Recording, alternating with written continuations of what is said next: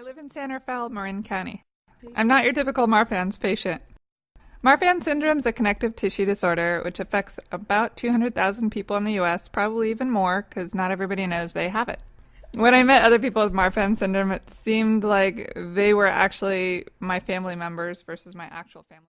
Sometimes when I travel and I go to third world countries, I realize that if something happens to me that's heart related, there will be no way to get medical help because I have to be in one of the larger universities with this disorder.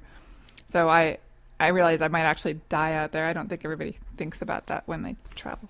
I found out I had Marfan syndrome by self-diagnosis. I asked if I had it because I had heard about the disorder when I was going through chiropractic college. And I went to my medical doctor and asked if that could be possible.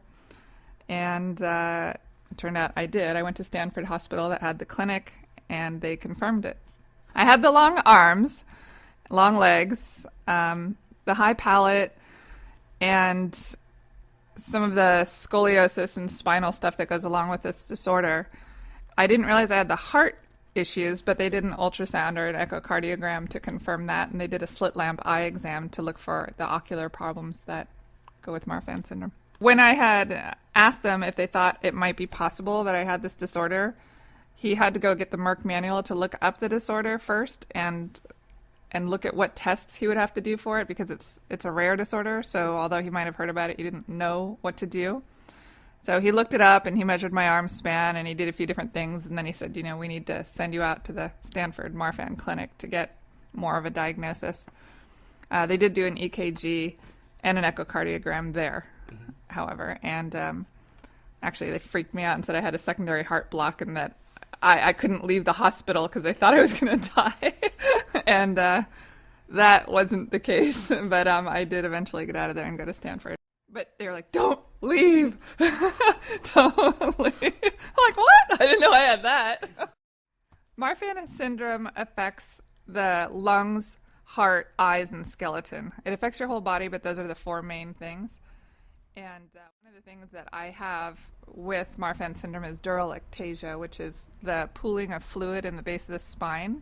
And because there's such a big pool of fluid, the bone in my pelvis starts dissolving to make room for the fluid sac at the end of the spinal cord.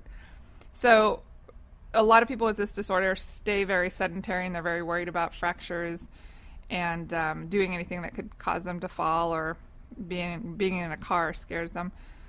But it's not generally how I live. I just do everything and really hope for the best and carry my insurance card with me everywhere on me at all times.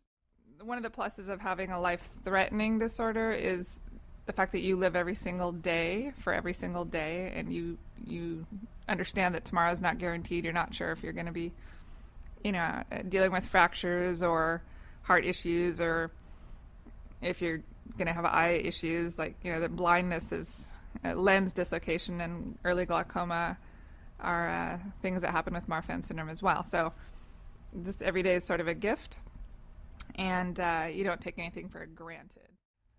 When it comes to rare disorders like Marfan syndrome, for instance, a lot of times the diagnosis is not made by medical doctors. I had it my whole life and nobody caught it, even though I physically looked very similar to a Marfan patient.